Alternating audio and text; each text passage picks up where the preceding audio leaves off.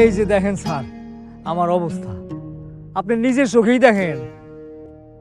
এইটা আপনার জমি? আমার জমি না, আমার কপাল।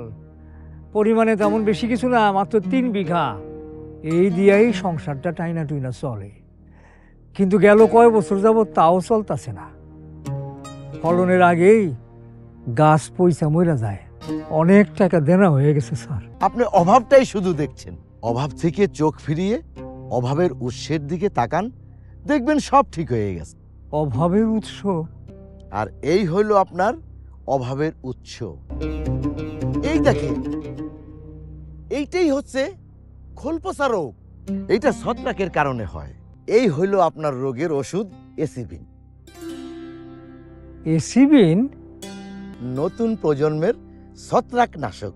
ধানের খোল পড়া, খোল পচা, পাতার বাদামি দাগ রোগ দমনে মারাত্মক এক ঔষধ। এটা ফসলের বাইরে ব্যবহার করবে, কাজ করবে কিন্তু একদম বাইরে এবং ভিতরে ঢুকে। মাত্রা কম কিন্তু কাজে ওস্তাদ। 200 মিলি 1 একর জমির জন্য যথেষ্ট। ধানের বয়স 50 থেকে 55 দিনে একবার স্প্রে করতে হবে। আবার স্প্রে করতে হবে প্রথম স্প্রের 15 দিন পরে।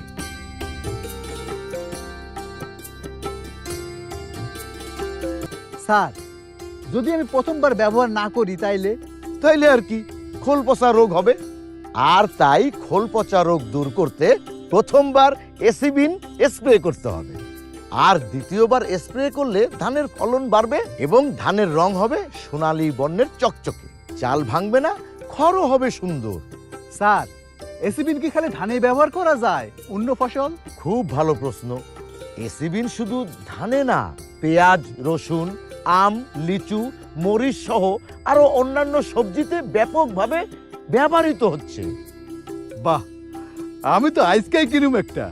বুদ্ধিমানেরা কিন্তু ঠিকই এসিবিন খুঁজে নেয়। কি এসিবিন? হ্যাঁ, এসিবিন।